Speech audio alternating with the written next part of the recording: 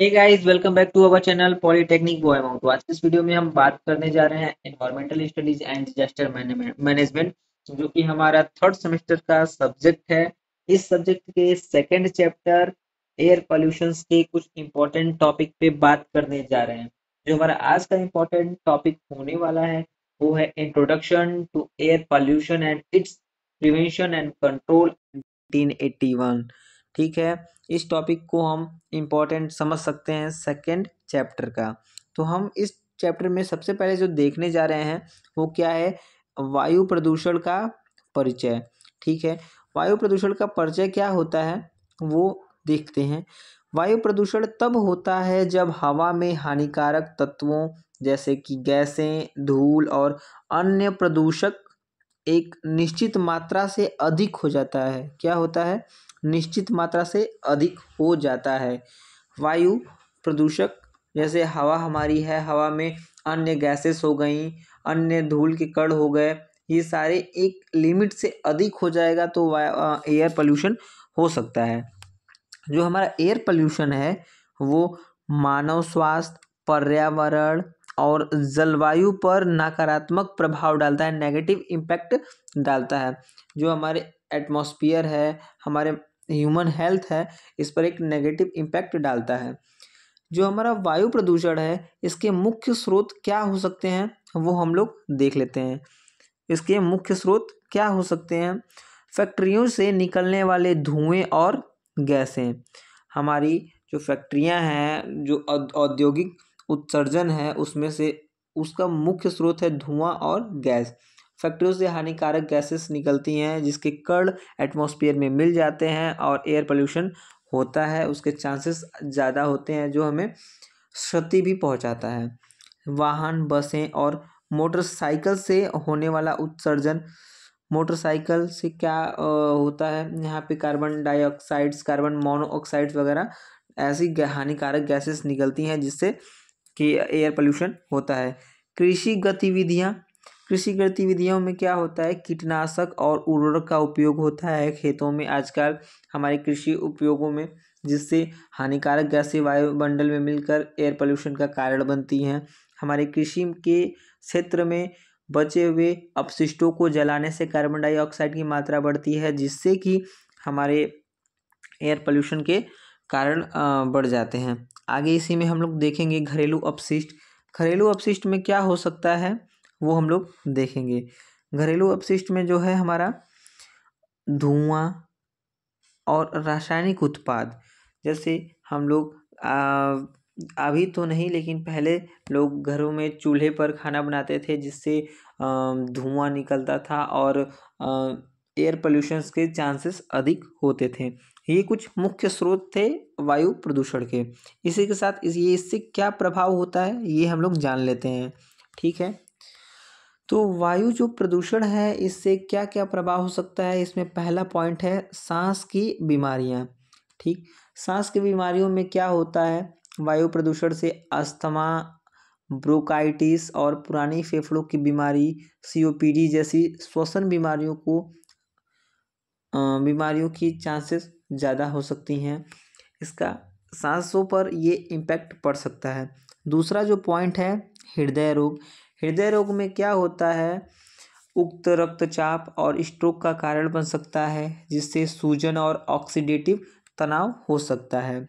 ये कुछ प्रभाव हैं जो कि आप ह्यूमन हेल्थ पर ज़्यादा ही प्रभावशाली है। त्वचा और आँखों में जलन हो सकती है, जैसे अपशिष्टों से निकलने वाली गैसेस, धुआं जिनसे आँखों में जलन और स्किन के लिए ये इम्पेक्ट कर सकता है। पर्यावरण में परिवर्तन हो सकता है, आपके एटमॉस्फेयर में परिवर्तन हो सकता है। ये बहुत मेजर कॉजेज़ हैं इसके जो कि आपने अभी जाना। तो इसी में हम आगे बढ़ते हैं। जो हमारा वायु प्रदूषण नियंत्रण अधिनियम 1981 है, ये क्या कहता है इसके बारे में भी हम लोग थोड़ा सा जान लेते हैं। जो हमारा वायु प्रदूषण अधिनियम 1981 है, ये बताता है वायु प्रदूषण को नियंत्रित करना, वायु गुणवत्ता को बनाए रखना। यह अधिनियम प्रदूषण के प्रभावों को कम करने के लिए कानूनी ढांचा प्रदान करता है। इस नियम के अनुसार हम लोग वायु प्रदूषण को कैसे नियंत्रित कर सकते हैं, उसकी गुणवत्ता को कैसे बनाए रख सकते हैं, उसे साफ कैसे रख सकते हैं, उसे स्वच्छ कैसे रख सकते हैं। यह अधिनियम प्रदूषण के प्रभावों को कम करने के लिए कानूनी ढांचा प्रदान करता है। ये किस प्रकार से मदद करता है, आइए जानते हैं। इसकी कुछ मुख्य विशेषताएं हैं। प्रदूषक तत्वों के मानक। इस अधिनियम के अनुसार अधिनियम विभिन्न प्रदूषक तत्वों के लिए अधिकतम अनुमत स्तर निर्धारित करता है, जैसे कि सल्फर डाइऑक्साइड, नाइट्रोजन ऑक्साइड और कण पदार्थ। ये एक मानक तैयार करता है कि इतने लिमिट के अंदर ही किसी चीज़ को या किसी गैसेस को यूज कर सकते हैं आप। आगे बढ़ते हैं। इसी में निगरानी और रिपोर्टिंग। ये पॉइंट हमें क्या बताता है? ये बताता है कि राज्य प्रदूषण नियंत्रण board, state pollution control board को प्रदूषण के स्तर की निगरानी करने और नियमित रूप से रिपोर्ट प्रस्तुत करने की जिम्मेदारी दी गई है। इस अधिनियम के अनुसार जो हमारे राज्य का पॉल्यूशन कंट्रोल बोर्ड है, उसको इस पॉल्यूशन केसेस पे निगरानी और नियमित रूप से रिपोर्ट प्रस्तुत करने की जिम्मेदारी दी गई है। थर्ड पॉइंट इसमें हमें कहा गया है, क्या कहा गया है? लाइसेंस और अनुमति।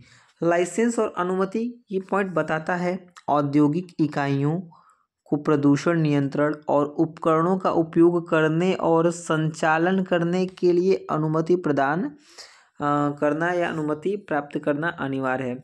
मान लीजिए कोई भी कंपनी है या फिर कोई भी इंडस्ट्री है जो कि कोई भी मशीनरी यूज कर रही है, तो उससे निकलने वाले पदार्थ, उससे निकलने वाले जो गैसेस हैं वो हानिकारक नहीं हैं, या उसको यूज करने के लिए उन्हें एक लाइसेंस लेना अनिवार्य है। ठीक है। अगला पॉइंट जो है इसी में, वो हमें क्या बताता है? सज़ा और दंड।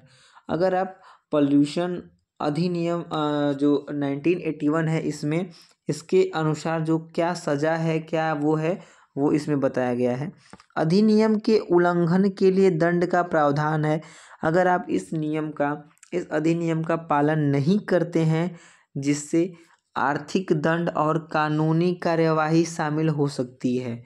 अगर आप इस नियम का पालन नहीं करते हैं तो आपको आर्थिक दंड और कानूनी कार्यवाही शामिल हो सकती है। ठीक है। इसके नेक्स्ट पॉइंट में बताया गया है कि कैसे लोगों को जागरूक करना है, नागरिकों को प्रदूषण के प्रभावों के बारे में जागरूक करना और उन्हें नियंत्रण उपायों में भाग लेने के लिए प्रोत्साहित करना। उन्हें ये बताना कि कैसे हम पोल्यूशन को कंट्रोल कर सकते हैं, इसके क्या क्या उपाय हैं, लोगों को जागरूक करना और प्रोत्साहित करना, ये इसके कुछ विशेषताएं थी। तो आई होप आप लोग को 1981 एक्ट समझ में आया होगा और उम्मीद करता हूँ ये वीडियो आपको काफ़ी अच्छा लगा होगा। अगर आप चाहते हैं कि हम ऐसे ही इस टॉपिक के नेक्स्ट वीडियोस को लाएं, तो प्लीज़ कमेंट में हमें फीडबैक देकर आगे बढ़ने के लिए प्रोत्साहित करें। Thank you. Have a nice day.